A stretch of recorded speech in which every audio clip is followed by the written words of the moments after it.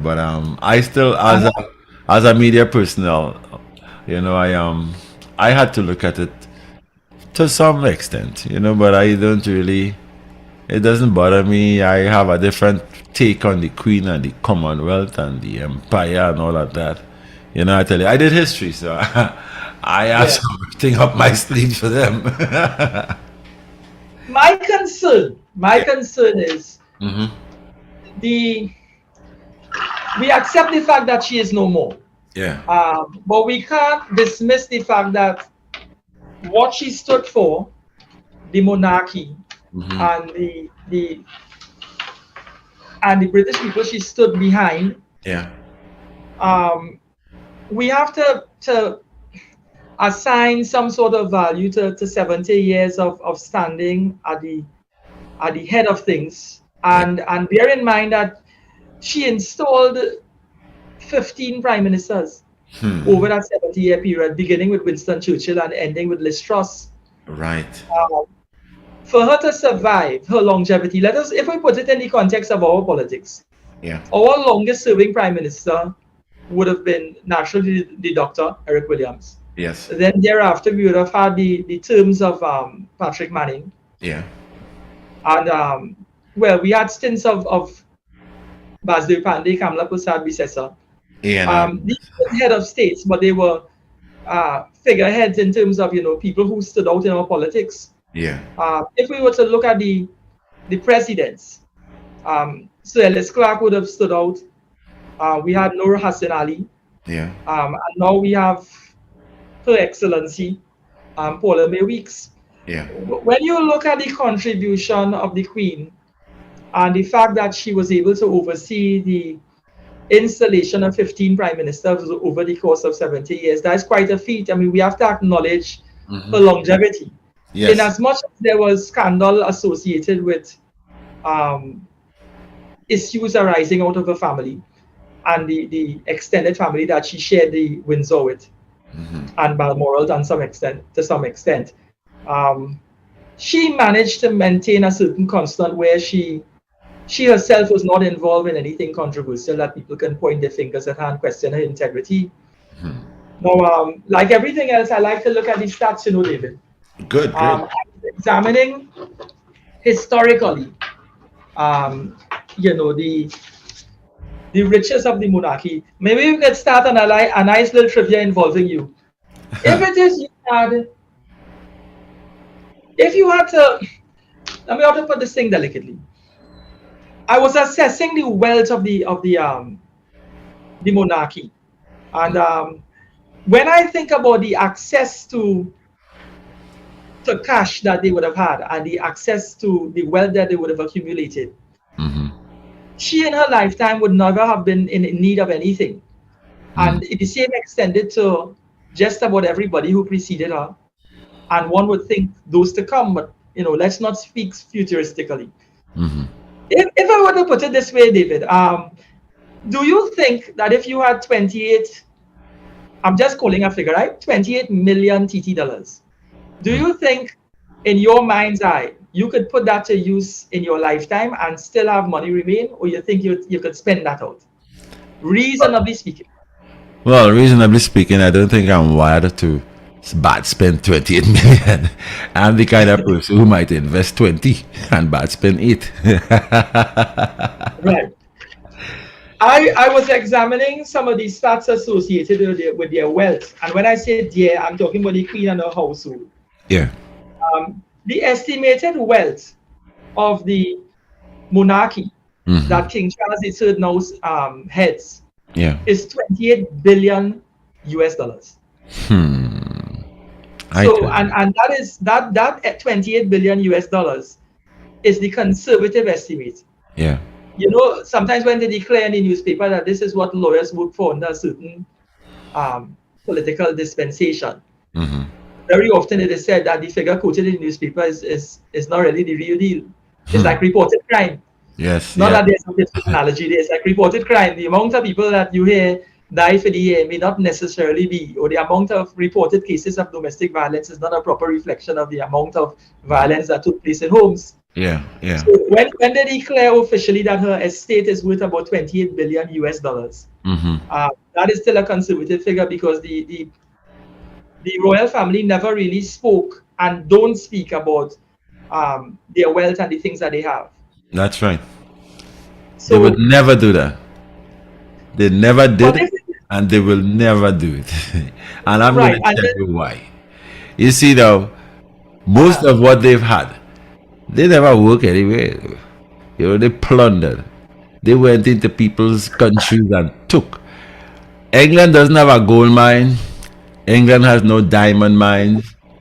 England, because of how they operated, plundering and creating that empire across the globe, most of what they boast of having now is what they took from people, you know.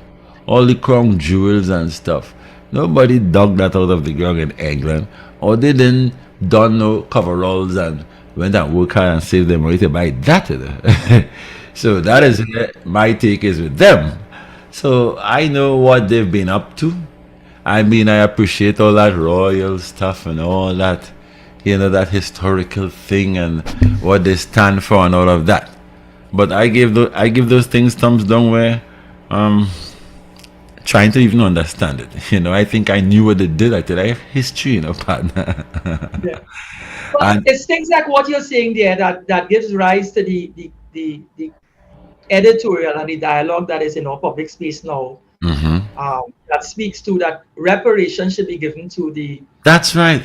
subjects of the British Empire. Not are we not just talking, whatever they took from the Caribbean, but wherever they took around the world, including Yeah. India and Africa. Africa. Yeah, especially So, Africa. so their wealth was really fueled by the work that they put the colonies through, meaning the colonies fueled the wealth of the British Empire. That's right. And the standard of living and the quality of life that not just the Queen, but the British people enjoyed at Yeah. the height of its Mm-hmm. power Mm-hmm. was really built on the backs of not just the African continent or the Indian continent, but the No. Caribbean, the wider Caribbean, and throughout the Commonwealth. Yes. Yes. So when we examine what they have, we can't discount the fact that a lot of what they carry, the wealth that they have within their circle, Mm-hmm. would have been accumulated on the labor of other people. That's right. The big question is, and this is where we have been over the years, is they have acknowledged, Prince Charles acknowledged it when he went to Kenya. Harry acknowledged it within recent times. Yeah. And they were saying that how they acknowledged that the atrocities that were committed. Yeah. But a lot of people said, but they didn't go the extra mile and they didn't talk reparation and they didn't assume a position in terms of whether they're willing to apologize. Mm-hmm. So it's almost that you admit that what you have is as a result of other people's labor, That's right. other people's forced labor, Mm-hmm. and the enforcement of their policies and their systems of government on other civilizations, Yeah. and the marginalization and the undermining of other people's existence in order to enhance their own. That's right. But in doing that, they never said they were sorry. They never admitted Yeah. that what they did was sufficiently wrong, that it denigrated and marginalized millions of people. Yeah. And the least they can do is offer some kind of reparation. Yes. I Um, agree.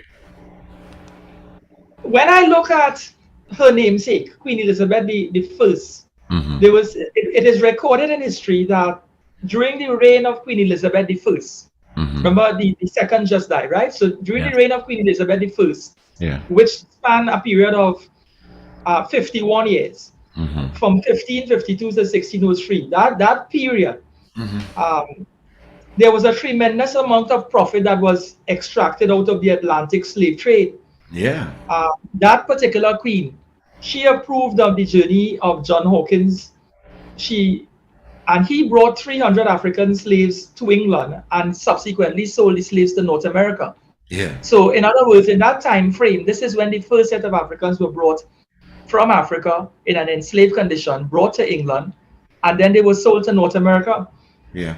So that is the first recorded instance in modern Atlantic history or slave trade history of trading of Africans actually manifests itself. Yeah. And what they were saying eventually arising out of that is she financed the second expedition, which is when Hawkins went to Africa again. She provided one of the ships, and she received a tremendous amount of profit from her investment. So when it is they provide ships, it wasn't just providing the capital expenditure in order to ensure that the venture is successful. Meaning, when Hawkins went to Africa, she provided him with a ship, but she had to get a return on what happened. Of course. So the money that they made, that money would have been brought back into England, and they would have exercised a certain level of living. Standard of living would have increased. Monies would have been made. The money would have been used for other purposes. It would have been reinvested in more slave trading, and reinvested in sending what we would have called planters to the Caribbean in order to set up plantations, and then relocating the slave labor to the plantations in order to generate sugar cane and other products that would have been exported to the UK. And then the UK in turn would have sold that. So a lot of the economic growth and the economic development, when England sold a lot of its produce, they were selling produce that was really generated or grown, cultivated in the Caribbean and cultivated all over the world. That's right. Brought it to England, sell it, trading it, and the money that was created, the wealth that was created there, was used to develop the UK. It wasn't used to develop the Caribbean. No. It wasn't used to develop the Empire. On no other part of the globe that they plundered and had their time. Even where pitch is concerned, we talk so much about Walter Raleigh, and I mean, I got history and I used to be cussing when they said that he discovered the pitch lake and tra la la la la. That was just their way of taking full control of those kind of resources that could have, I mean, up to this date, I am sure that you can find warehouses in England where there's a lot of asphalt stored. They took so much, they might not even buy anymore again. They have so much to put into use.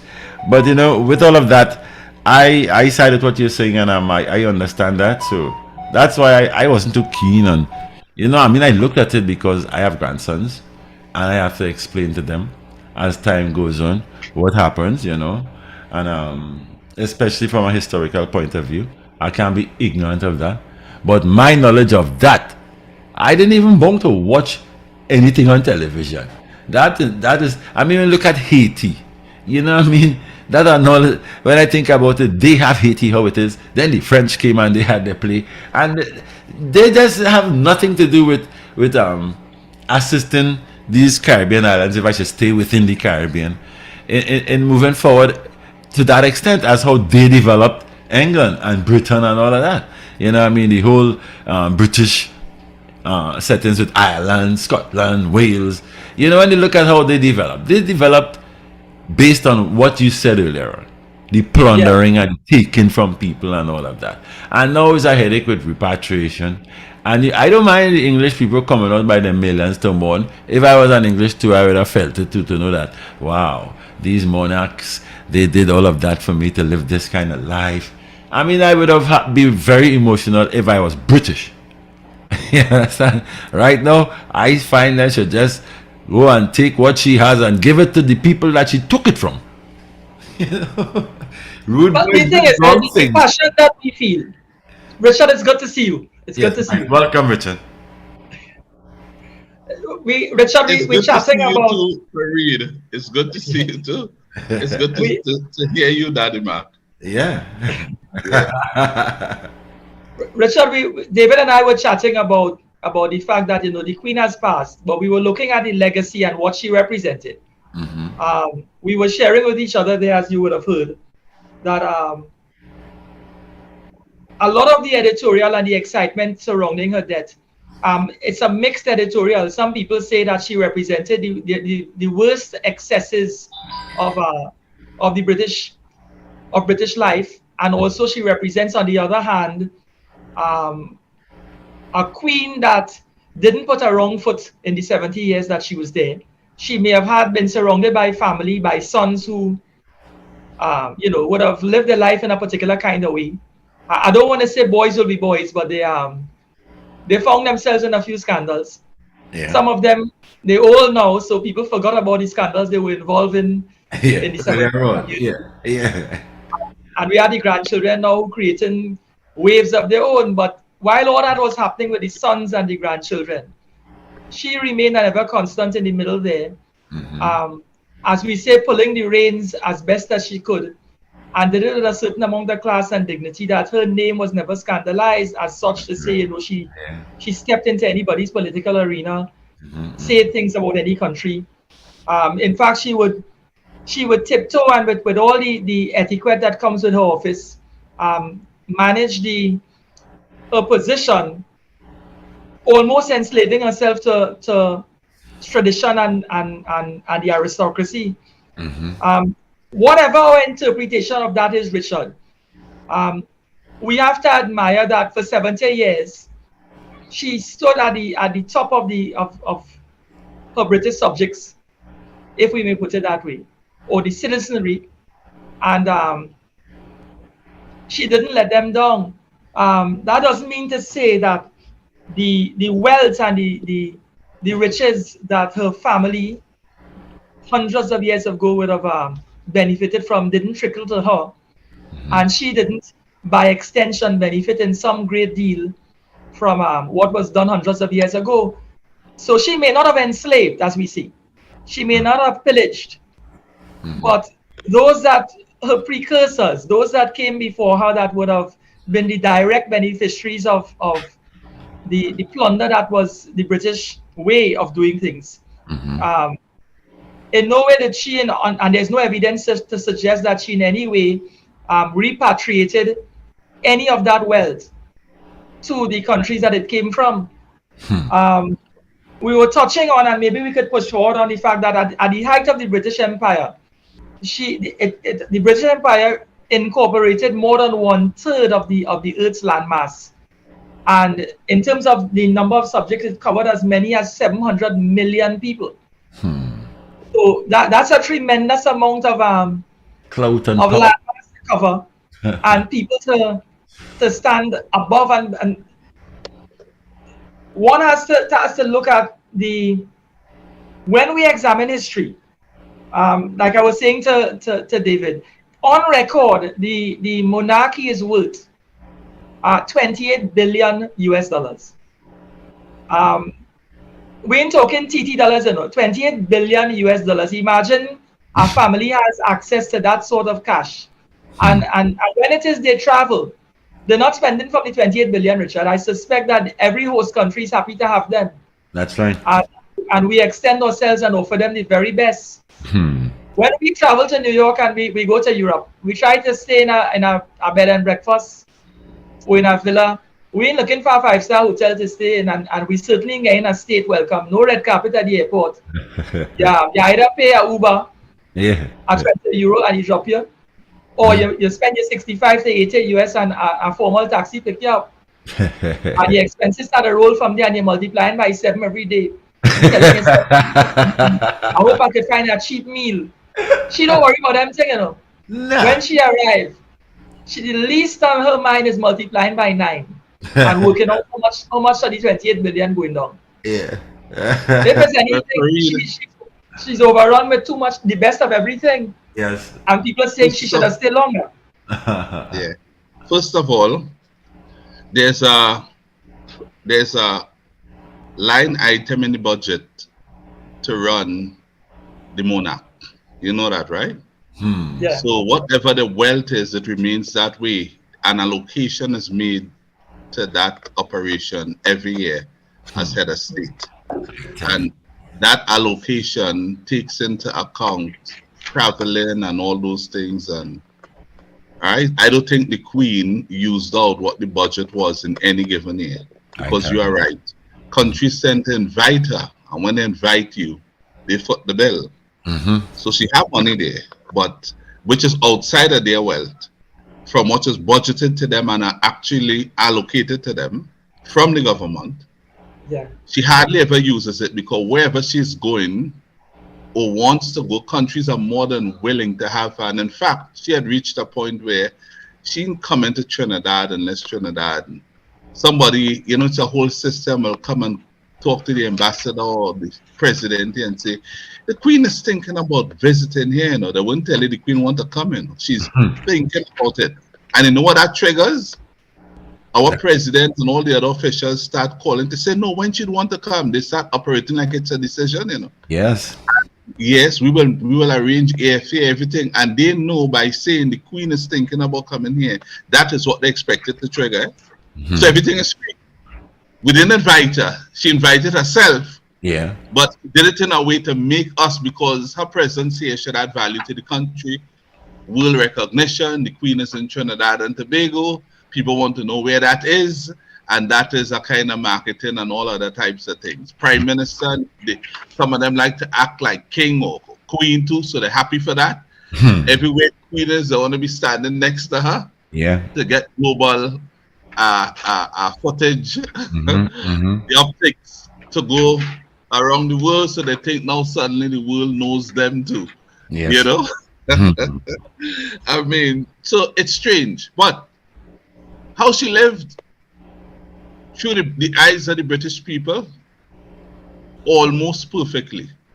How she represented the country almost, and what they mean to their country, England, and by extension the United Kingdom, what she meant to them, and through their eyes.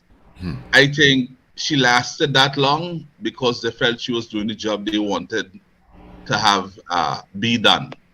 So I think through their eyes, she did a magnificent job. Yes. It had some blemishes. The death of Queen Diana. Yeah. She was, as you know, substantially viewed as the person who was behind it. Meghan here and her grandson leaving, walking away with Meghan Kelly. A lot of people believe she again was the person behind it all. Yes.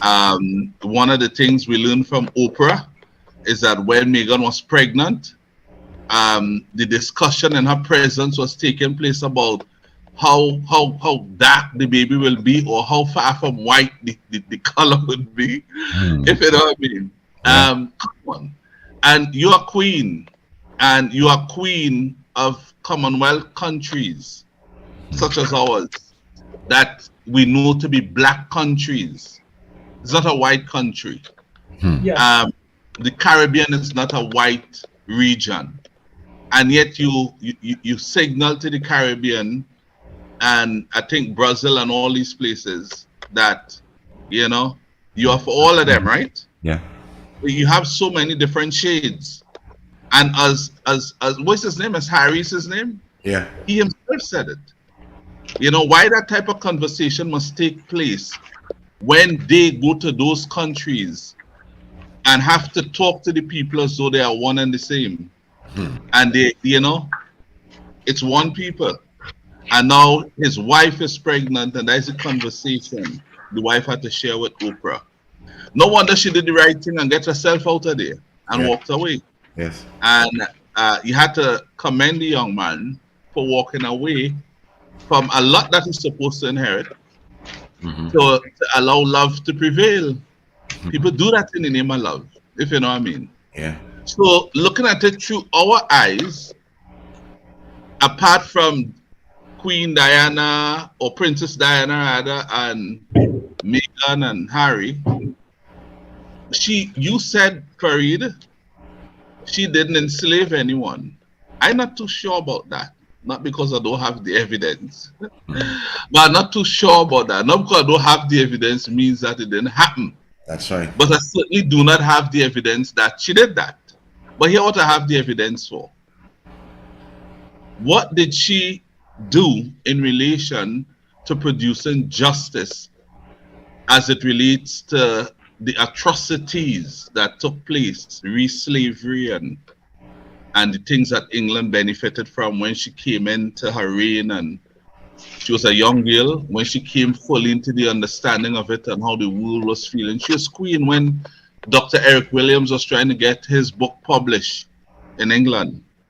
And no publishing house was told or signaled to through the government by her to allow his work to be published. Why wasn't it published?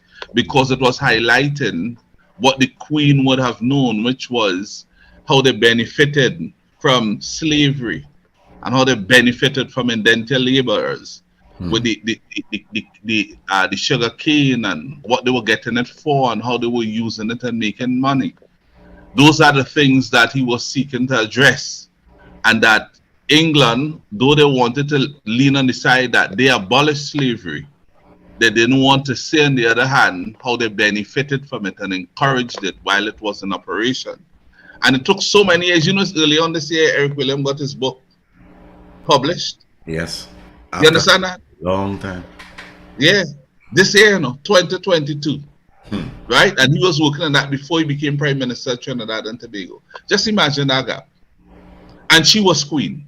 She was queen. Yeah. So after if she didn't know, Dr. Eric Williams was trying to remind her of what they did to the Caribbean and for them to own it. They refused to.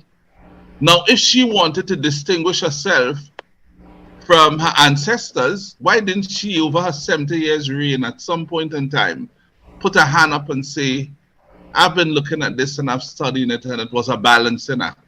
Because she cannot look past why her ancestors did what they did and what the situation and circumstances were surrounding the times of that time. She can't just overrule that, and she doesn't have all the points to inform her fully as to why they conducted themselves as they did. But she knew white people also walked away from what they wanted to pay the whites, according to Dr. Eric Williams. They wanted to use the poor whites to do the hard work, and they refused it, and that's why they did what they did in the Caribbean. Because they couldn't get their own people to do it. So they came and got our people down here to do it. Wicked. But after she came into contact with that knowledge and embraced that knowledge in the context of having it mentally conditioned her about what transpired, why didn't she, after 70 years, put her hand up and say, let's consider the issue seriously of reparations. Let's see what we could do to reverse what was done, so these people could be properly set free, at least from the British standpoint, in terms of what they believe we did. But they're showing, you've seen videos going all around the world of her walking into a gold factory. You saw it? Yeah. And holding big gold from what they got from Africa and India, and I even think Guyana. All kind of gold, right? She knew where the source was for that wealth, and if she knew that, then it stood to reason that she ought to have known how they came about gathering that wealth. That's right. And the Queen, it did nothing. Not even a word. Your word had powers. You could have just said, the Parliament would have acted on it. Say, I think the discussion of reparation is a meaningful one, and is one that will bring more honor and respect to the British people. I can't say what should be paid. That is for the members of Parliament, and in particular the government. But I do believe it should be an issue on the floor of the Parliament to be addressed, and addressed. It's not too late for that, because we have. No, we're talking about the Queen. Hold on, we're talking about the Queen. Yes. Somebody, let me tell you, somebody will do it in the future, whether this king or another one, because as in new and younger generations come up and understand what happened, they ain't taking it so, Let me tell you, they're going to become brighter, faster, more energetic, and they're going to deal with it. And the British people know that too, one way or another. They'll demand it in a particular way. So, but we are discussing what the Queen did over her stewardship as Queen for 70 years as it relates to outside, looking in on Britain through the eyes of the Caribbean and other Commonwealth countries. That's right. She didn't do it. And that's something I have to factor in when I have to balance it out on the scale. And for me, well, I think I like listening to her. And I enjoyed seeing how nicely she dressed. And I know she didn't do it with beauty professionals. You know, through the years, you saw how her styles changed to suit her age. It's something really nice if you follow it. Classy, no one could challenge that. Graceful, no one could challenge that. Eloquent, no one could challenge that. Fully educated and had good people around her. Right thing to do, no one could challenge that. She served in a way that you will give her full marks for how she represented herself as a queen around the world. No one could challenge that. But when you look a little deeper, the neglect that she allowed to have continued to exist, that she met there and allow it to continue to exist for 70 years and now 70 years plus, when she had 70 years of opportunities. It's a long time, man. If you didn't do it in the 5 years, you could have done it in the first 10. Then if you missed that, you could have done it in the first 15 then, or 20, or 30. And to think you ignored it completely. And that is the #1 issue for some countries today. And you just ignore that. How I could come here and sit here now and say, the death of the queen moved me. It's not good to badmouth the dead, as they say. And I don't want to do that. My ancestors are also dead. That's right. And a lot of them died because of what they were put through for nothing. Now, you can't forget that. And I hope a son who is so decent and patient, as he said one time, when I asked him, don't you think it's time for your mom to step down so you could become king? You know, he said, while becoming king would be something nice and everybody may want to see, he said this after, in continuing, but to want to become king in such a way, at what cost? That we said, have you considered what will have to happen for that to happen? He says he's not prepared for that, which is the death of his mom. That's right. Now, if he knew she worth so much to him, and he was preferred to do without being king to keep his mom alive, and if she had passed in order for him to become king, he saw that as a monumental price to be paid. How he feels about his people over there presiding over the killing and destruction of so many people to enrich the British people. Yeah. They had families too. Mothers died, fathers died, families died to make them rich. So if his mom would have meant so much to him that he was willing to deny himself becoming king to make sure she continued to live because he felt that price was too high, I hope he sits on that throne with that same mindset, with that same perspective, and look back now and say, no, what the British people did and participated in, it derailed a lot of people. And while we cannot set the wrong right in a way in which it ought to be done, we could certainly begin the process to do so. At least that. And let us begin from there. Sorry. If we were to look at some of these stats, and keeping with what you're saying, you know, I like to look at data. It is recorded that between 1619 and 1833, that the British played a major role in the transatlantic African trade. In terms of the estimated number of Africans taking off the African continent and made that journey what we refer to as the Middle Passage, it was recorded that it was 3.1 million Africans.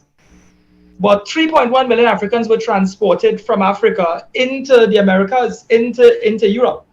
That journey, that is transatlantic, Africa into America, or Africa into the Americas, of that 3.1 million people, or million African slaves, 2.7 million made it. So 400,000, you can imagine 400,000 people dying in a journey from Africa to the Americas. That journey, commonly referred to in history as the Middle Passage. That is a lot of sacrifice of human life in order to fuel a labor force to push the sugarcane industry and to generate crops that were to be sold in the UK and crops that were to sugar that was supposed to sweeten the tea of the Europeans, not just the English. So a lot of what the Europeans enjoyed, not just the British, what the Europeans enjoyed was really built on the labor of non-Europeans. And had it not been for the 3.1 million Africans that would have been extracted out of Africa and brought to the Americas to work these plantations, to cultivate crops that were exported ultimately into the UK, that was supposed to be sold, or that was sold throughout Europe. I don't think the Europeans fully appreciate how things came to their table. They just benefited from the wealth. You know, like children who grow up in a privileged home and they have the best of everything, but they really pay no attention or mindset to how their parents work to get that there, to provide that all those amenities on their table. So the British people would have, by extension of the patronage of the Queen, the patronage of their monarchs, the patronage of their government, benefited in tremendous ways from her actions and from the actions of her ancestors.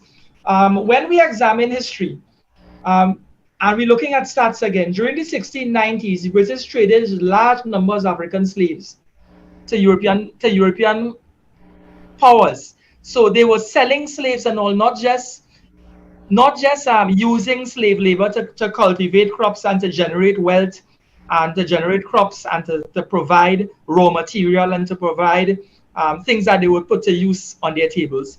They were actually trading in African slaves, in almost they're buying slaves and selling slaves off to other European countries.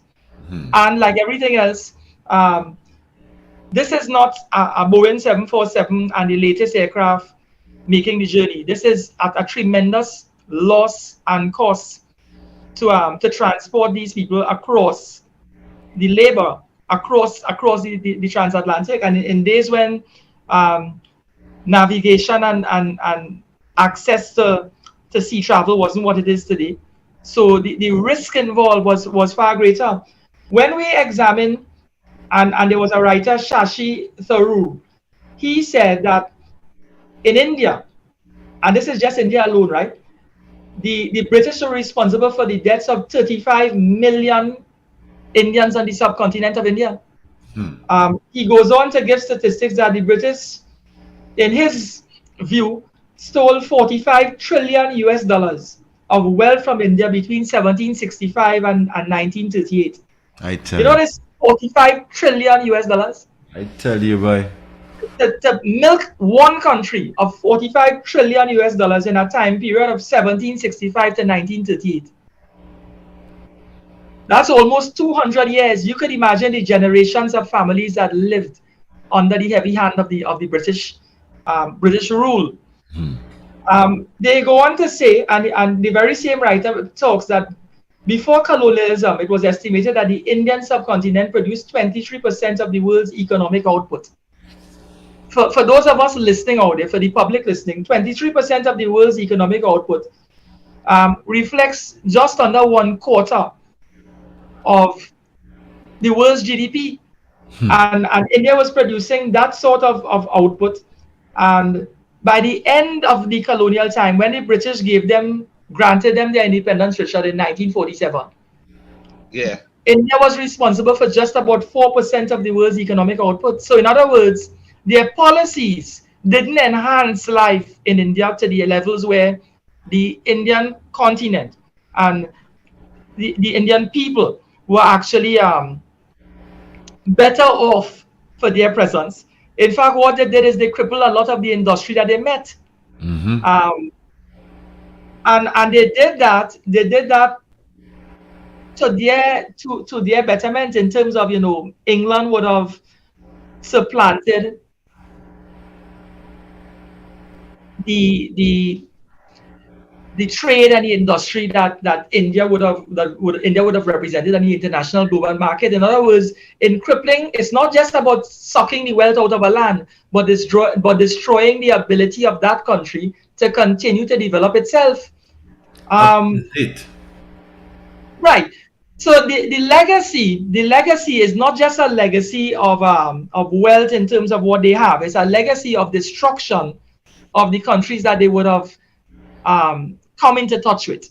And a lot of it was done under the flagship of the civilized, the modern world.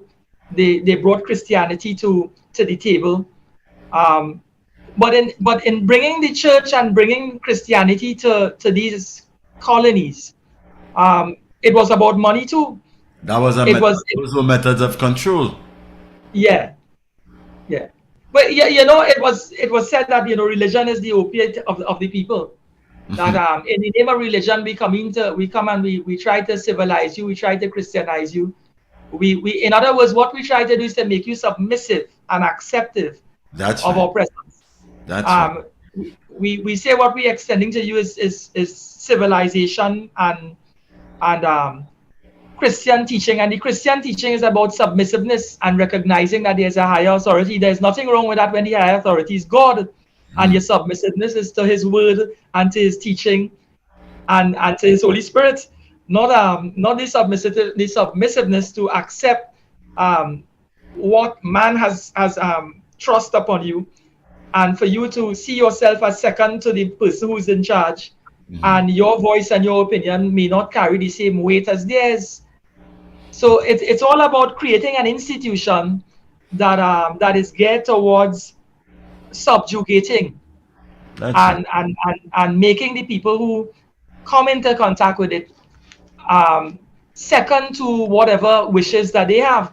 But Richard, having said all of that's a wonderful narrative to carry, right? We all share that the policies that they implemented, it diminished us in some way in terms of as a country and developmentally. But if it is we were to examine Trinidad and Tobago as it exists now, right? Because we could only put it in the context of us. Our system of government was something that we inherited directly from the British. The separation of powers was something that where we have legislature making laws, the judiciary enforcing or applying the laws, the executive doing an enforcement of a different kind in terms of implementing and executing. That system of legislative, executive, and judiciary, that system is a system we inherited from the British. It would have been started with the Greeks. It would have been put into dialectics and academia by Montesquieu and the French. But the British adopted it and imposed this system on us. To this very day, what we see happening in our parliament, the creation of a legislative body where we have government and opposition and parliamentarians meeting to discuss issues and laws being formulated, bills being scribed. We have a Senate, or upper house. These things all mimic what we would have inherited from the British. So their legacy still speaks and resonates in our lives daily. I'm not seeing that we trying to scribe anything politically that steps out of their Westminster model. So there are positives. That's what I'm trying to say. There are positives. There are things that we have embraced. When it is I go to court, Richard and David, when I go to court and I have to address a high court judge, I have to stand, and when he enters the room, I have to bow. And I have to bow not before him, When he bows, I have to bow in sync as he bows. And then when I stand, what would happen if you bow out of being in sync? Well, I will be acting outside of the tradition. I would be preempting my lord and my lady, and I will. But what is the punishment? What is the consequence? Is it an inconsequential act? You could be held in contempt for that. You could be held in contempt for not doing it, not for doing it out of time. You will simply, someone will simply come at your side and pull on the hem of your robe. There's a string, as we put it, a piece of cloth that hangs off the back of your robe. It's like a 1-inch strip of cloth, and your colleague who's sitting behind you or stand, well, he wouldn't be sitting in that moment. He will be standing. So he will yank on that thing, and you will know that you're doing something wrong. Straighten up. You can't speak to your lordship and your ladyship with your hand in your pocket. You can't do that. You have to stand still. It's almost, you could stand at ease, and your hands ought to be out of your pocket and at your side. My lord will address you first, and he will ask a question. You can't cut across him. You can't interject.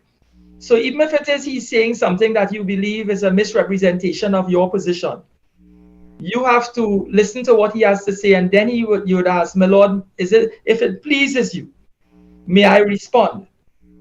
And then when he permits you to respond, you're permitted to respond and you're allowed to speak. You can't speak when he's speaking, even if you have the view that he is not properly representing the facts, because he may not be wrong. It's just he has misinterpreted what you may have said, and you have to seek leave of the court in order to have your say, and to perhaps interject and to redirect his thoughts to where you will, and direct him to where you believe he may have not seen it the way you want to see, you want him to see it, and do it in a very delicate way. Daddy Mac. He probably knock out on that one, Dave. So Richard, it's the same thing with when you address a judge that is female. You have to address her as my lady or my lady, and she bows, and then you in turn, as she bows, you can bow, and then she speaks. Before you sit, if she doesn't sit, you can't sit. You remain standing, and you can't say that, oh, you have a bad back, you'd like to sit. If you have a bad back, then absent yourself from court. Bad back people can't come to court. You know when Skippy first met in the High Court?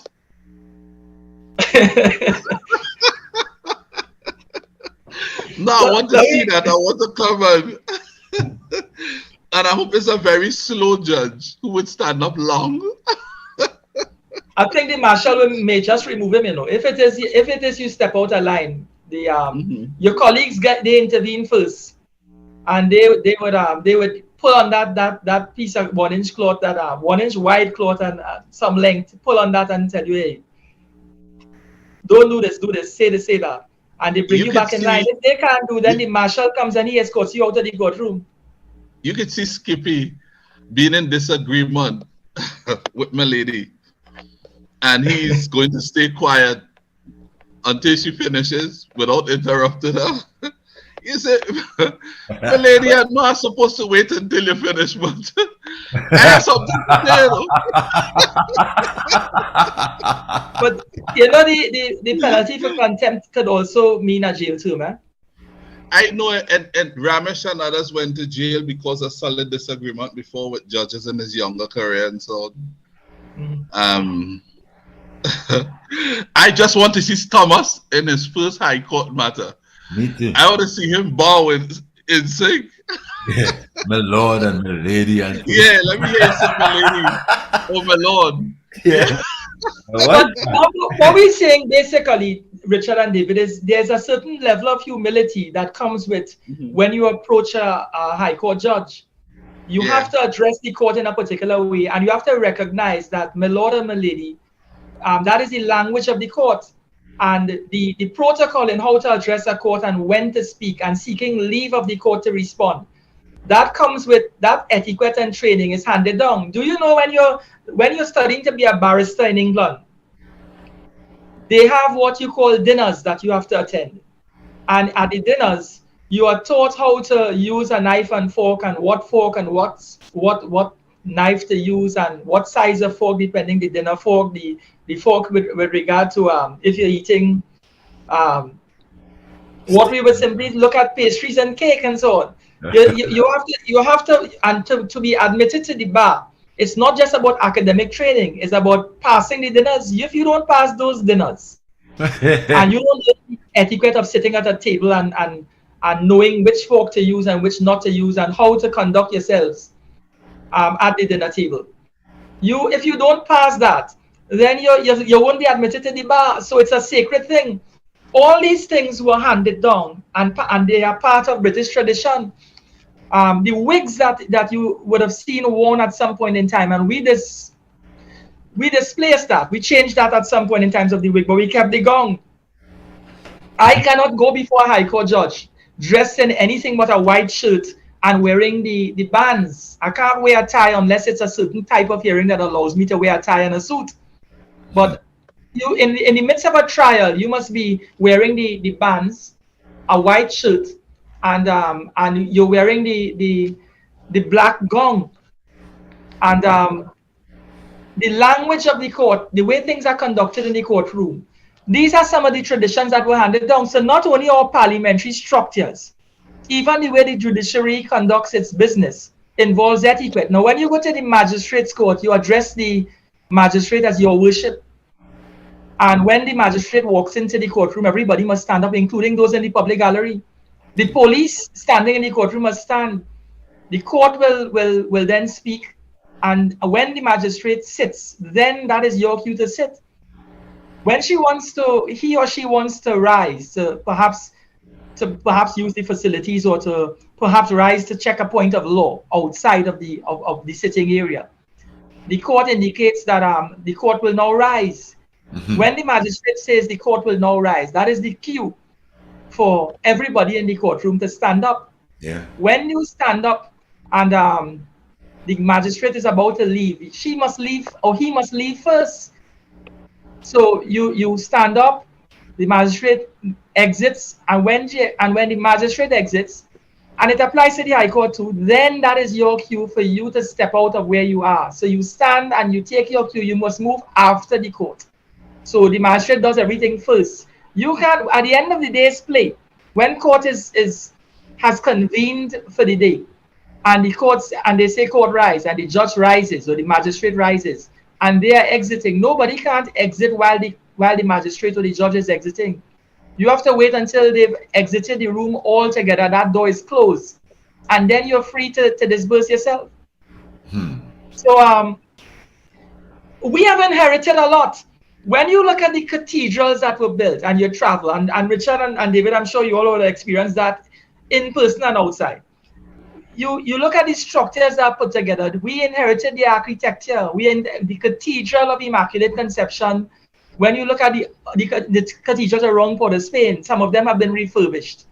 The style and architecture is directly copied from Victorian age and even before that. I was looking at the Westminster Abbey. It's 900 years old, Richard. That is the Westminster Abbey, a place where kings were coronated, where kings and queens were buried. That has been around long before America, the United States of America was the United States of America, long before their independence, more than 300 years ago, or almost 300 years ago, and long before we even dreamt of independence here in the Caribbean. Before Christopher Columbus came to Trinidad, the Westminster Abbey existed. That is a tremendous amount of tradition to maintain, and a tremendous amount of history. We had the Church of Scotland, which I mentioned last week, on the corner of Knox Street and Frederick Street in Port of Spain, a structure that had pre-existed the emancipation of the slaves in 1834. And the amount of national controversy went into the demolition of that building. The building eventually fell on its own after the bulk of its structure was torn down by the developer. We haven't managed to even put some respect on some of the most sacred buildings in Port of Spain. We haven't placed a great deal of how should I put it? We haven't put value and extend ourselves to the sense of, or to that sense of history that some of our structures represent. When you think of what the British have done, when you travel through the UK and you see the monuments that they've put up, remembering those that have passed, we have nothing to turn to look at Patrick Manning right now. You know, I don't know. You could correct me if I'm wrong. Is there any site in his honor named as yet, Richard? No. And he was one of our longest serving prime ministers. Like everything else, we always say it happens in time. But the pageantry and the splendor associated with previous kings and previous monarchs, they put it in context. When the Queen was buried a few days ago, I was looking at, it was said, and it's been carried out at Westminster Abbey, we had 500 world leaders and royals invited to the Queen's funeral on Monday. You know what it is to get 500 world leaders to convene in one single building?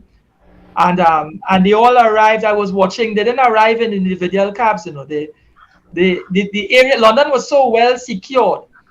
You can imagine if it is some crazy kidnapper were to grab onto one of those buses filled with world leaders. I ain't talking about world leaders. I mean, I don't want to undermine the Caribbean and the third world, but it's not third world leaders. It's the movers and shakers. It's the people that, but they could pick up the phone and call Putin in the morning. They could have dialogues with each other. They said the Queen at one point in time spent time on the phone with at least 14 prime ministers per week, having dialogues, having discussions. They said she was they even carried that she was well informed as to world events, and she was well aware of what was happening, as we say sometimes in Trinidad, behind the scenes.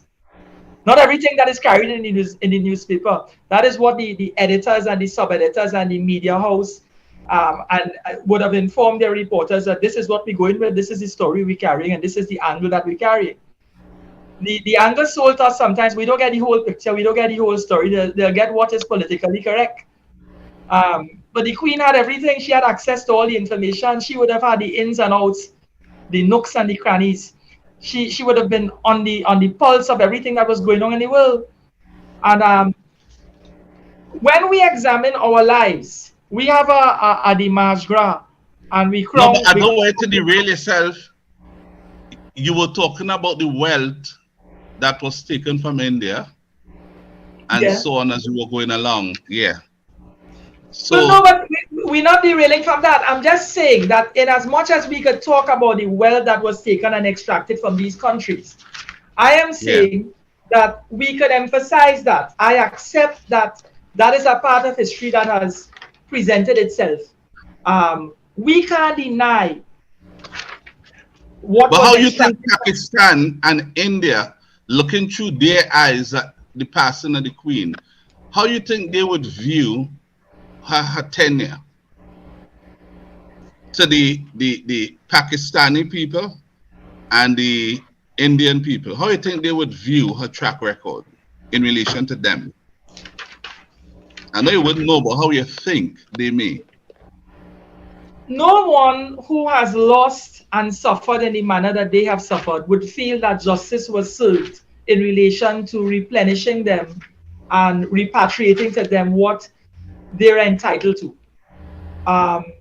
What they start to lose and the crippling that would have taken place in terms of their industry and their development. History hasn't corrected that wrong. When we examine, and it's not that I was being derailed, I was getting back to where we are. When we look at this argument about reparation, and in the Caribbean, one of our prominent... No, hold on. When I say you're getting derailed, don't get derailed. I was talking about, I inserted wanting to see Skippy in the High Court. and then that caused you to share all the different parts of the tradition. Yeah. So, I just wanted to bring it back on course because I interrupted you. Yeah.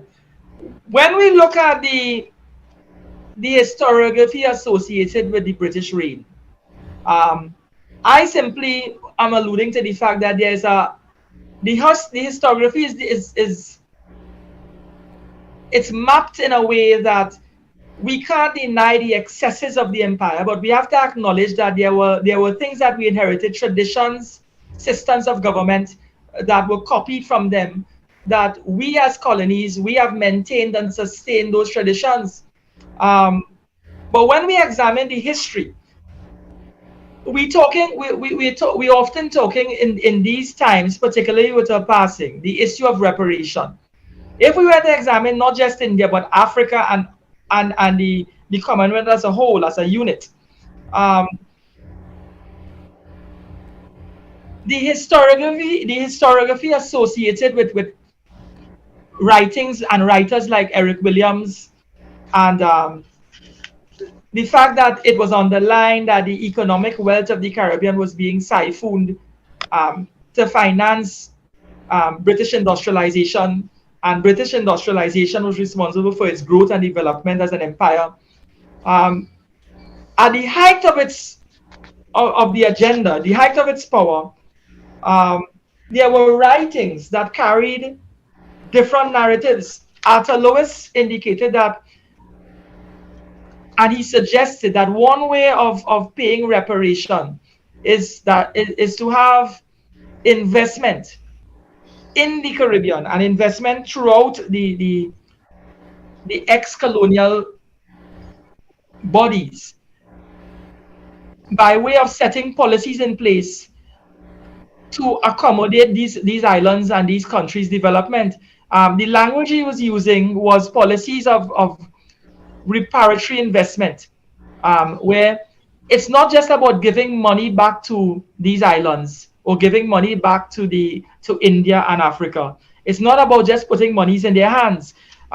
Putting money is one way, but he is saying that we don't necessarily, and this is what Arthur Lewis was saying since 1939, we don't necessarily need cash in hand. What we need is for the trading systems around the world to be adopted where preferential treatment could be extended to Caribbean islands, to other members of the British Empire or former members, where trade and industry could be encouraged at preferential rates to allow them a foothold in development that they didn't have before, because no amount of time could really allow a country to naturally evolve, to replenish itself, and to get back to the position they were in. So if it is we are using the Indian paradigm, if they were once controlling 23% of that development, and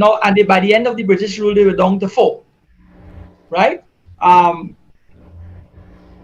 No amount of time that passes where India is left to itself could bring them back to the point where they were at before the British raped and pillaged their economies. So policy-wise, what was being carried, and Arthur Lewis said it about the Caribbean and about the Americas, is that the British has to serve us in a way that could assist us to get that fillip and that edge to develop. And he was saying, and let me quote here, he was saying that even small capital grants could secure the region's independence in the long run. Small capital grants, he's just saying that he's not asking for any tremendous amount of capital, but he's saying with the small grants that there must be policies of reparatory investment which would assist West Indian communities to be able to stand permanently and prosperously on their own feet. This is what he was suggesting as far back as 1939. In successive years, when Eric Williams and they spoke, and Williams wrote what he wrote, he was saying that the British have to recognize that they built their wealth on the backs of Afro peoples throughout the world by enslavement. He doesn't expect that the capital expenditure that was generated in those times, when the British developed itself on that labor, would be equally distributed back into and siphoned back into the colonies. But if it is when we're setting up world trade policies, 500 years ago, there was no United Nations, there was no World Health Organization. All the institutions of the state that exists and global institutions, the ILO, the International Labour Organization, UNESCO, all these bodies were created with a purpose to develop the world peoples. And the very position we found ourselves in, remember there was a time during COVID where we had no vaccines. The vaccines, our prime ministers talk about what was happening out there was vaccine nationalism, and the other countries were, we were getting whatever anybody else would want to, they have no use for. They have an excess 5,000, they send it down the road. They have an excess 10,000 somewhere, they get it, they send it. So we were getting. I remember we were treated like hustlers out there, Farid. Everybody got the vaccine and left us alone in the line, and we were waiting to be formally addressed and attended to. And so we were there in jacket and tie when everybody else was waiting in jacket and tie, when everybody else was getting vaccine for their country and their people and helping them to live. We were dying while standing up in a line, pretending or demonstrating to the rest of the world that we had idiotic ways of conducting ourselves. In the face of an emergency, you need to run and get vaccine to help your people. You stood up in a line in jacket and tie, and so much so that poor, decent little Barbados had to send the first shipment of vaccines for us here, and then America sent 80. America sent 80, and then people, senior officials' wives coming to say, I got Pfizer, I got Pfizer. Don't forget that. Like it was a luxury good, but they were taking homeless people in America and injecting them with Pfizer. And we down here behaving like it was a luxury. I mean, come on. This country has... Let me not go down that road. Continue, Ferry. I remember the time. I remember it well. It was terrible. Yeah. So what Lewis basically was propagating is that reparation doesn't have to do with just the handing of money. Reparation has to do with putting policies in place that will ensure an equal playing field, or as equal as it can be. And we lived that sort of thing during the pandemic period, where we were seeing that even the policies that were in place, it wasn't really favoring us, and it wasn't just a British thing. It wasn't a European Union thing.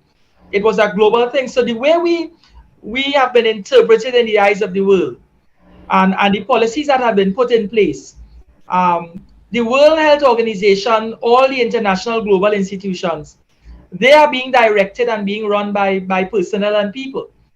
The way we were treated in those times, it's almost synonymous with the fact that it shows where the respect lies and where the pecking order stands. A lot of the Commonwealth countries, even when Britain was feeding itself vaccines, we weren't given that sort of priority. We picked up the scraps and the leftovers. So when Arthur Lewis and they spoke about reparation, they were speaking of reparation not purely in the terms of indemnifying and bringing and putting back into the hands of the colonies everything that you took, but at least treating the colonies and the Commonwealth, as we see it now, treating the Commonwealth with the same level of decorum and suitability that is associated with the respect that they deserve. We were talking about the writings of Eric Williams, and we were saying that Williams, you had said that Williams had written about the policies of the British and the economic policies that were in place that served to really enslave us, not physically, but not just physically, but economically, where we were simply used as a conveyor belt, sending raw material to the UK. White historians, Richard, Christopher Hill, Eric Hobsbawm, these guys wrote subsequently, and they had written before, that Williams' take on the fact that the industrial process, industrialization in the UK and in North America, particularly in the UK, was fueled by slave labor. These persons disagreed with Williams when he wrote. They didn't see it that way. They were saying that despite and in spite of the slave trade, industrialization simply was quickened by the actions of slave labor, that the process had already begun. It didn't in any way, slave labor. What process had already begun? What process? The industrialization process. The industrialization, the shift from feudal systems where we had landlords owning plots of land and serfs working the land. That shifted the industrial process where they were generating crops and creating a whole new economic machinery, where people became, the Bill of Rights came into play, where citizens were recognized as equal in the UK. Throughout Europe, everyone, remember we had the French Revolution in 1789. Before that, we had other revolutions of the after we had the other revolutions of the 1830s, of 1848, Europe went through a whole milling process of changes. And before 1789, and the beheading of the French king, Louis XIV, the monarchy had pre-existed him. The monarchy had parallelly existed in the UK. Changes were taking place in Europe. The feudal system had led to riots, and the latest manifestation of it in 1789 was the beheading of a king. So what we were seeing by 1789 was rebellion taking place throughout Europe. People were standing up for themselves. So there was a constitutional switch. Things began to change. The British realized that they could no longer enslave their own people with a feudal system that was denigrating and marginalizing them. So they turned to the Atlantic trade. They turned to outside of their own.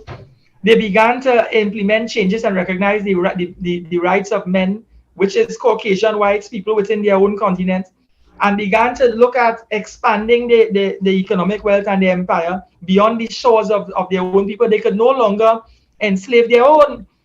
So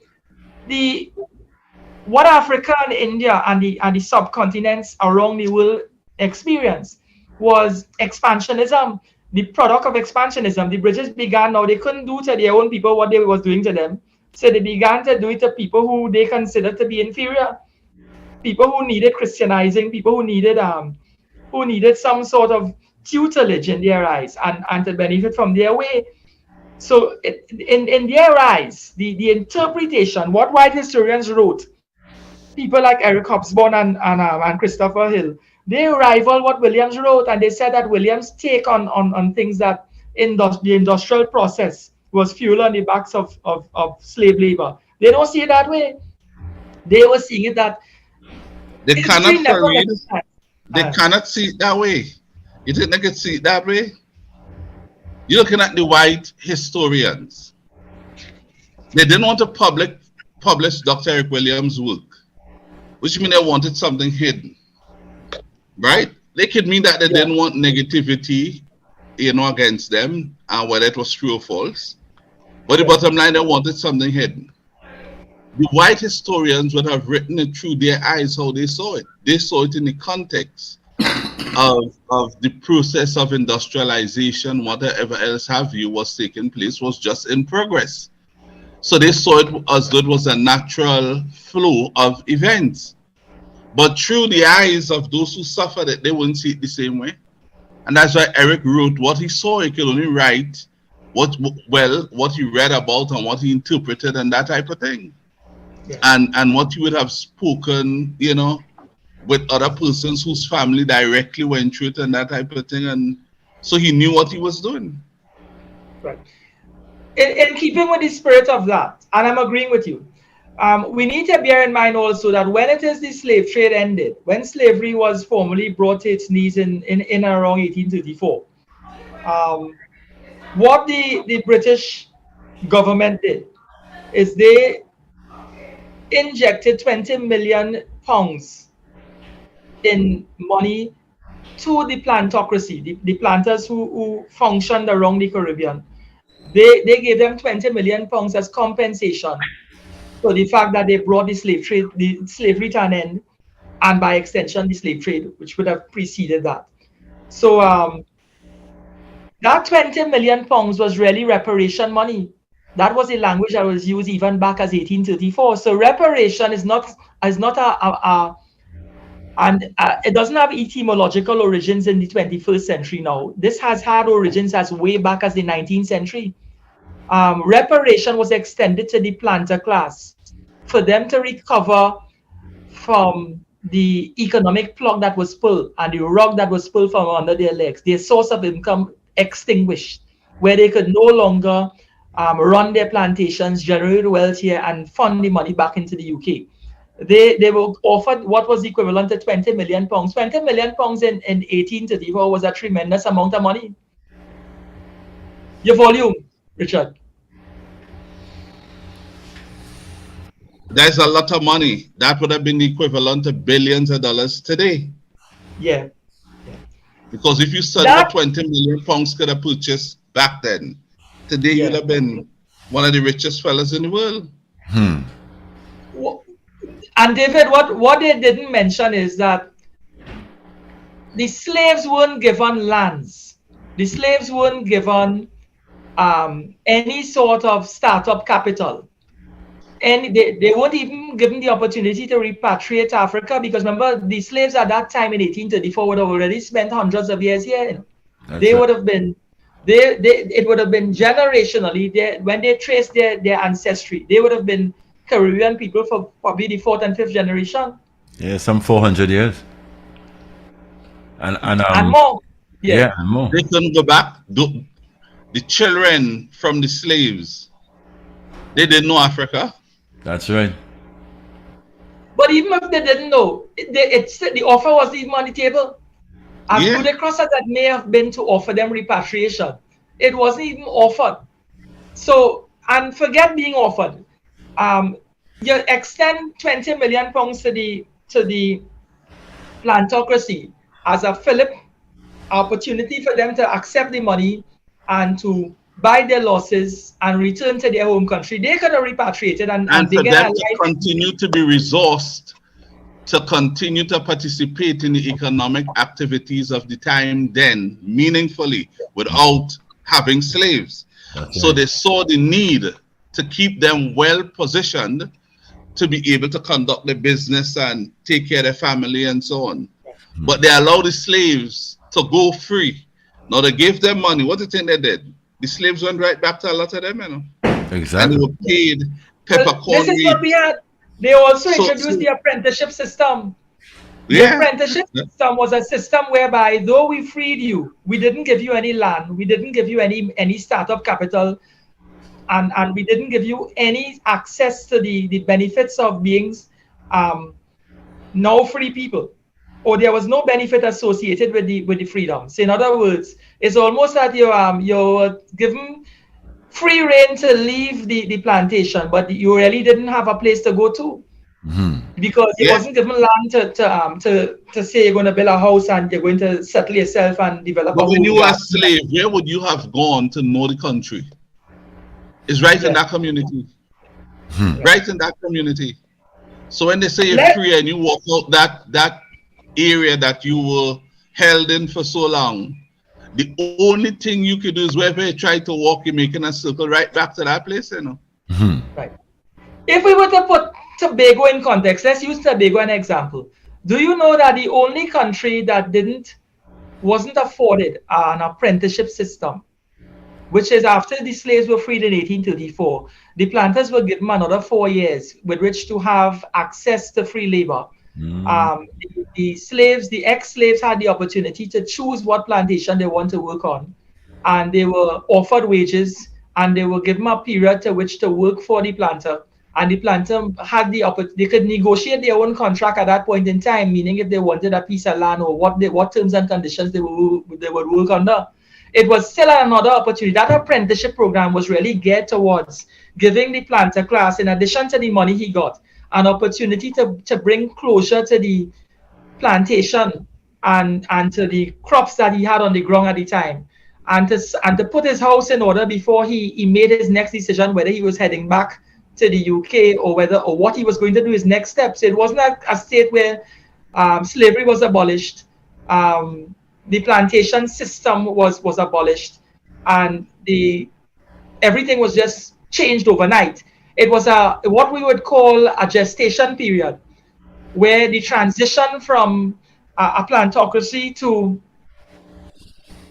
the next phase, they had an opportunity to transition themselves, the planter class. What they said is in that period, the ex-slave had an opportunity to come to terms with freedom. But I want to stress something about Tobago, because Tobago is relevant to us in more ways than one. Tobago didn't get the benefit of an apprenticeship period, Richard and David. Tobago, when slaves were freed in 1834 and slavery came to an end, Tobago was considered a part of the Eastern Caribbean. Tobago was on the same scale with Barbados, and St. Vincent, Grenada, and the Leeward Islands. Between 1834 and when Tobago was unionized with Trinidad, just about, if I'm correct, somewhere around in the 1890s, it was. Remember, we are not annexed to Tobago. We are unionized. We are in union with Tobago. That's a totally different thing. Tobago was an independent island and considered the wealthiest island in the Leeward, on the Eastern Leeward Caribbean. So of the Leeward Islands, Tobago was the big island. It was the island where the big planters, the richest planters set up their plantations, and it was considered the sought after island. The wealth that was generated and the standard of living and quality of life in Tobago was far superior to Barbados, Grenada, St. Vincent, and the other Leeward Islands. The rich planters tend to come to Tobago, and then those with not as much money went to the other islands.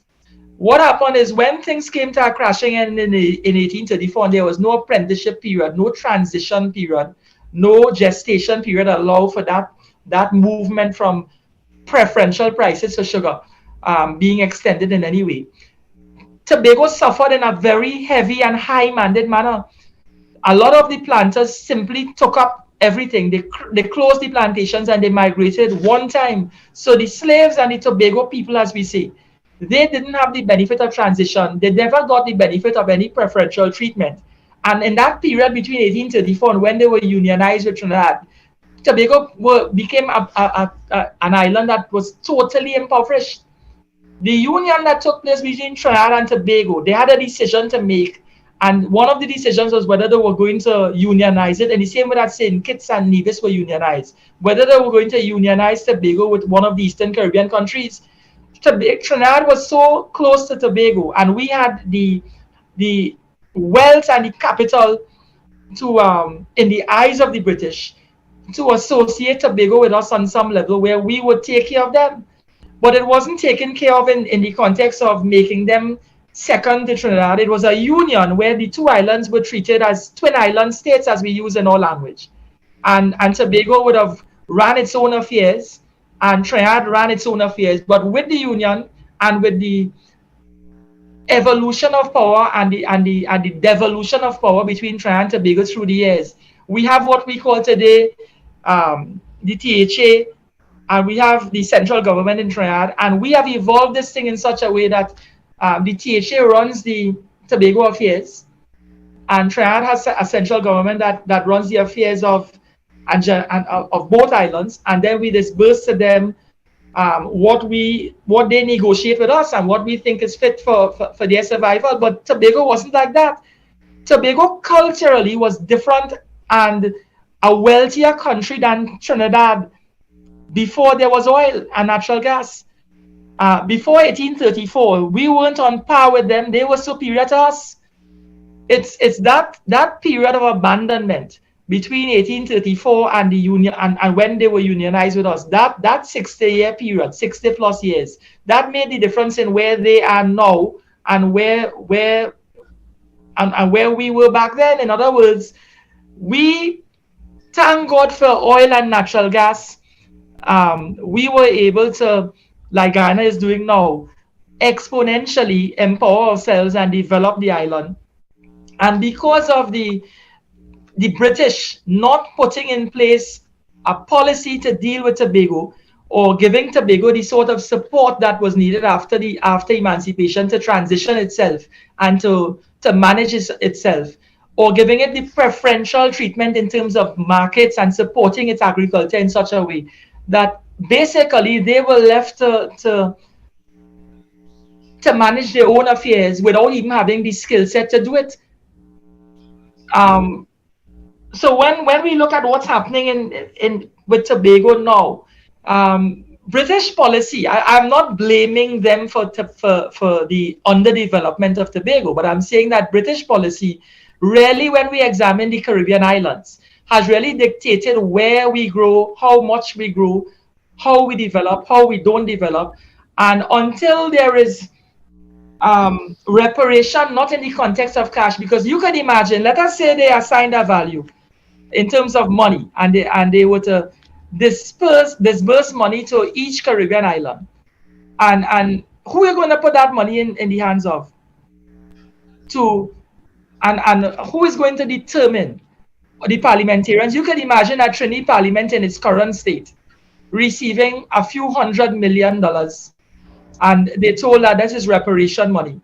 And you as a parliament going to sit down now and determine how we're going to deal with that money, how we're going to reimburse our people, how the money is going to be invested in a way that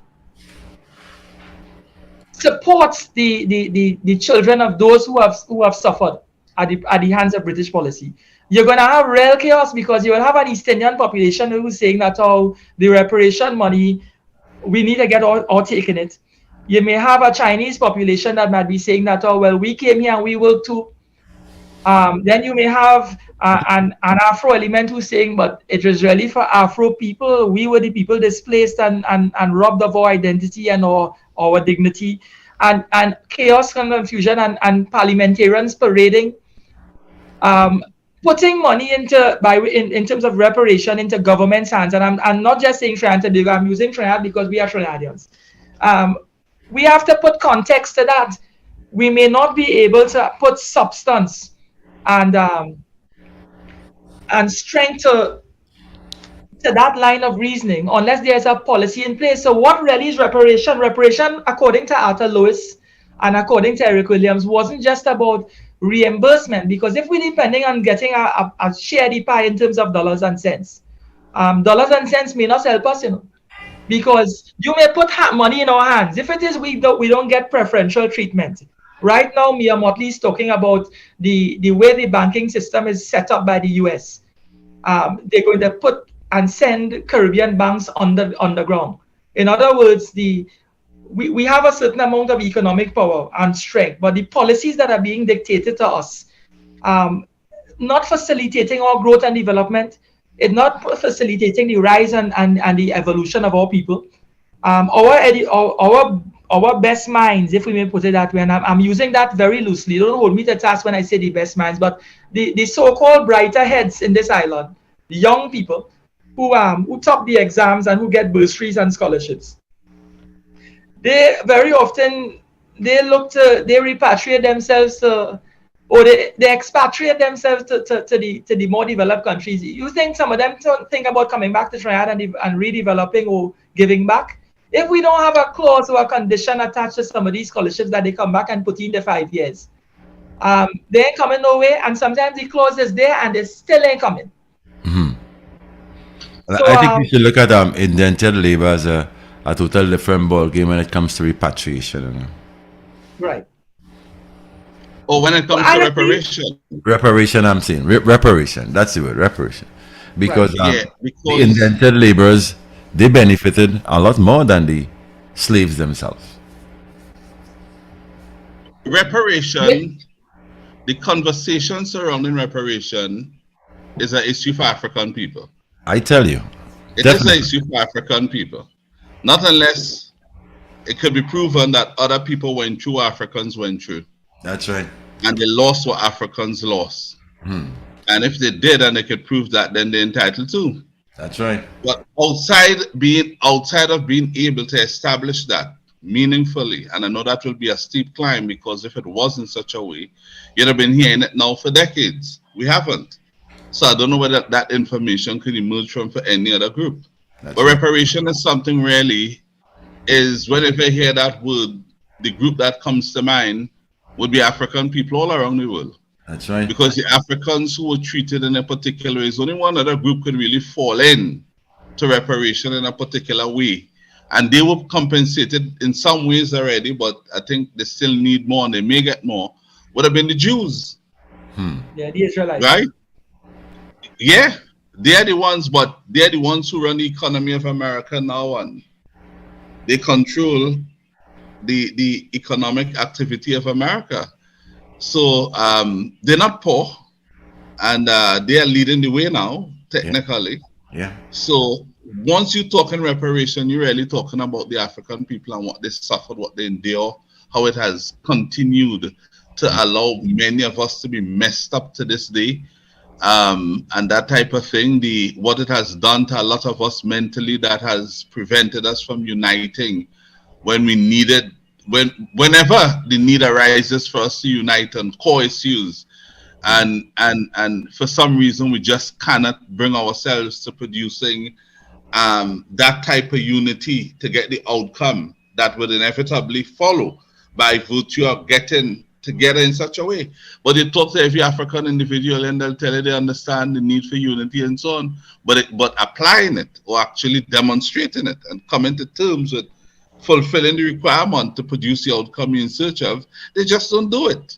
And why they don't? You could link it all the way back to what their ancestors went through with double crossing one another, selling out one another, deceiving one another.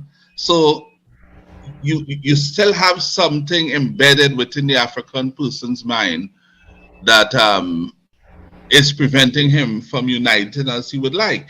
Now, reparation may be able to unlock whatever it is that is locked into the mind of the African in such a way, so that perhaps if they get reparation, not that it might unlock whatever it is fully, but it might at least begin the process of slackening whatever needs to be loosened, so that they could see themselves the way they need to see themselves, to know that this world has some justice within it.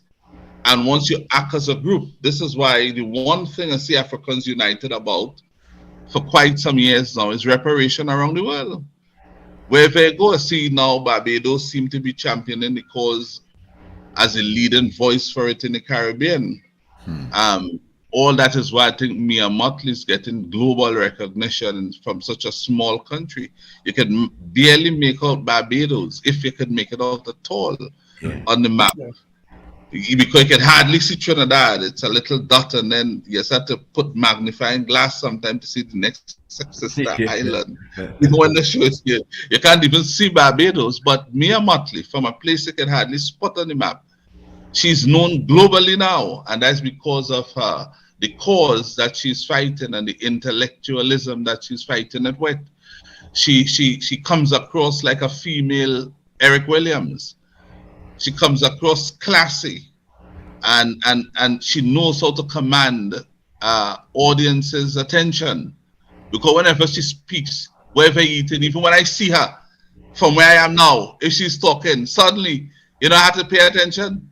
Yeah, she has that way of drawing in, you know, and probably we needed somebody like her to carry on the fight for us in the Caribbean, because it doesn't matter how much you look around right now. I don't see many others. I mean, even if I look to Jamaica or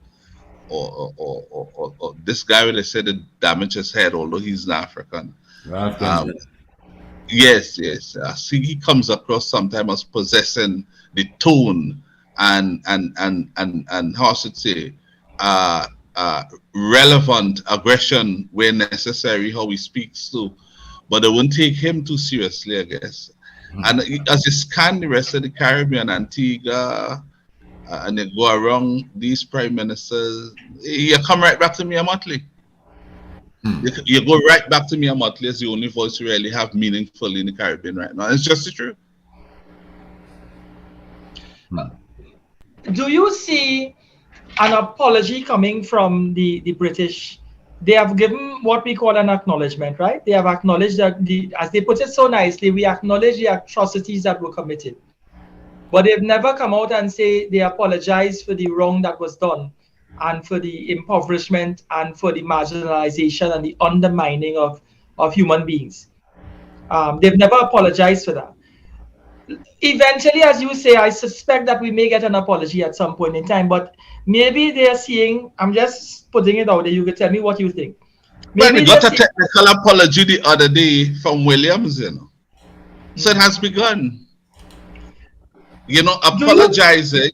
I even think an apology carries with it liability. He didn't apologize, he expressed sorrow, which is a very different thing. Because saying you're sorry for what has happened does not mean putting your hands up in the air and accepting culpability. No, it's not that. Yeah.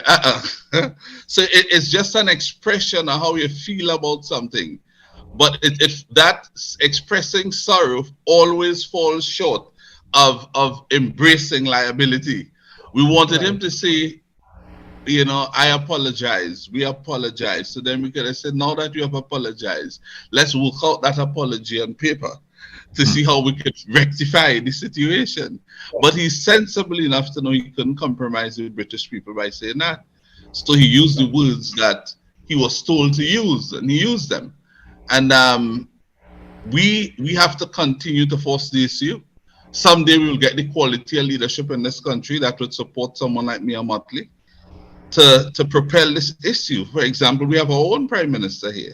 He tried to get in the mix after people calling him so often to put his voice, lend his voice to this thing. He said nothing. After Mia started fighting it and getting recognition for it, and it seemed to be going somewhere, he would, when Prince William came here, he would talk about, he didn't go far enough.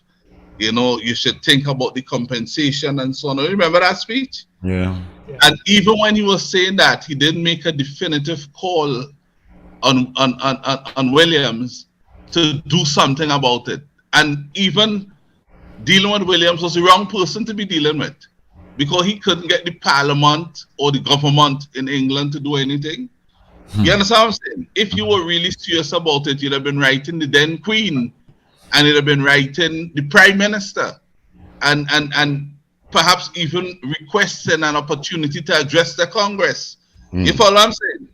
To let them know how we feel here in the Caribbean. That didn't happen. Standing up and giving a 35-second speech on an issue so profound to the African people in this country who got their backs broken for nothing and lost their families.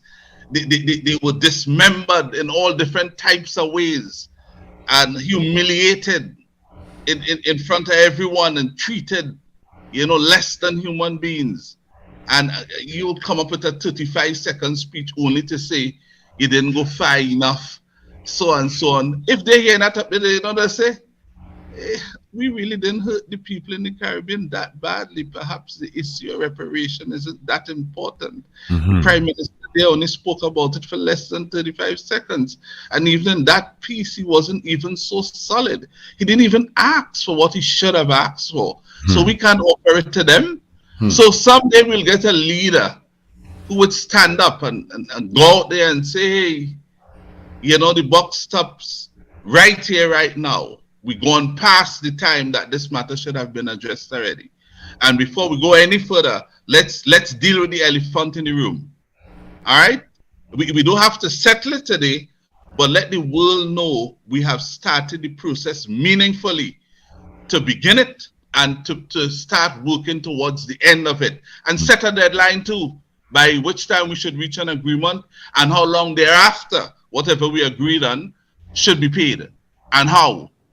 So it set out these how I should say,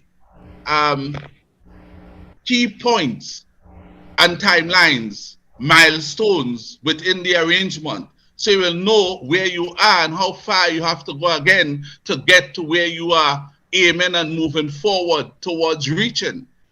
But there's nothing.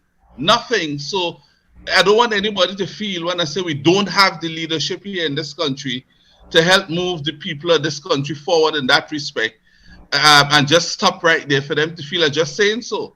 I'm justifying it. And there are a lot of people in this country who feel quite badly about it, and I will tell you, the day when we have a serious leader who would address those matters seriously, you would see how the type of support that leader would get. And I don't know why, it's amazing. The person who leads this country now has the tone and the appearance to be the ideal person to be spearheading this thing. And sadly, he comes across as the least equipped to do it. Because even if he starts now, I don't know who will take him seriously. Not upon the record. Strangely, I will if he begins, because it's better to be late than never on a matter so serious and profound in its meaning to the African people the world over. So whenever I hear reparation, as far as I'm aware, you're really dealing with people who've been taken through slavery for quite a long time. And that matter, and whoever hearing me around the world, I want to say to them, that matter has to be addressed meaningfully to the people you all slaughtered and killed and misused and abused just to ramp up production so that they could mass produce products for you to sell, for you all to take care of your family and build your country. You did it all at their expense, and you are fighting hard now for decades not to deal with that elephant in the room. I say to you all, you could run according to the late Ken Valley, but all you cannot hide. True. And so I welcome the King of England to put this matter seriously on the front burner and address it most meaningfully for the people of the Caribbean, and address it in a way, when I say meaningfully, in a way that we could feel that even if it was not the ideal thing, nothing is absolute, it was meaningful enough. And so I watched the King, and I'd also look at the young people around the Caribbean and ask them to watch him too. So even when we would have gone on to the other side, they must grow up with how we feel now in them at a much younger age, and they must fight for it when they have higher energy level until it must break them at some point in time to say no, we must address this now, and we'll get there. And what we need to bear in mind also, Richard, is that the issue of reparation is not a new phenomenon. A lot of people receive reparation monies over the years. The banks, the Barclays Bank, Lloyds Bank of England, Royal Bank of Scotland, all of these banks, they would have received their predecessors, the incarnation that was Barclays Bank in previous years. These banks would have been recompensed and remunerated and received reparation monies from the British government when it is the slave trade and slavery came to an end. So the predecessor to Barclays Bank was Barclays, Bevan and Triton, Cox, Biddulph and Biddulph, Stone, Martin and Stones. These were the earlier incarnations of Barclays. And Lloyds Bank, we had Barnett's, Hawes and Company, William Davidson, Praed and Company. In Scotland, we had other institutions that preconceived the Bank of Scotland, and they received reparation money back then, years ago, hundreds of years ago. And let me just say this quickly. And you are right. What you are saying there is that the administrators of the slave trade, all the administrators, people who played a role in the administrative aspect of the slavery and slave trade, they were compensated. But those who were the actual slaves and their families got nothing. They got nothing, and they're the ones they were administering over. So the real core of this of slavery was ignored again. But those who benefited from it, when it was brought to an end, they were compensated for their loss. Now, they didn't lose a hand or a foot or had whip beating them and putting salt over their head and their neck and all across their back, and not eaten and tied to trees and hung, right? They didn't go through that, but they were compensated. But those who actually went through that, their families and themselves were ignored from then to now. We must sit back here and say, well, that's just part of history. Let's look to the future and move on. I say to the African people around the world, I want to commend you all. Never give up. Never. Well said. The University of Glasgow entered into a relationship with the University of the West Indies. We must recognize that University of Glasgow made a $20 million investment and entered into a relationship with the University of the West Indies, all in an effort to recognize the wrong that was committed. And that relationship meant that there will be some sort of synthesis and symbiosis between both universities in recognition of slavery, in recognition of the fact that reparations should be handed down, and in terms of recompense being made, not necessarily financially, but at least academic synergy. So they would share resources and they would do what they could to create greater awareness. So the wheels are beginning to turn. Maybe we are having a dialogue now that if we look back on it in 5 years, we may see that much has happened. Let's hope that things happen in that way. I know we're coming to the end of our time, David. So yes, we are. We are. Such a good enjoy topic. the rest of the evening, David, and be sure. Yes. Yes. That's Take it. it easy, Farid. Nice topic again. Yes. Till next week. Daddy Mac, I'd hold on for the news and thereafter get home safely. I will. Farid. Okay. You guys Cool. take it easy. Take it. News straight ahead. Power 102 Digital. Yeah. We sound like home. Power 102 Digital. Streaming 24/7 on power102fm.com and on the Power 102 Digital app. Power 102 Digital.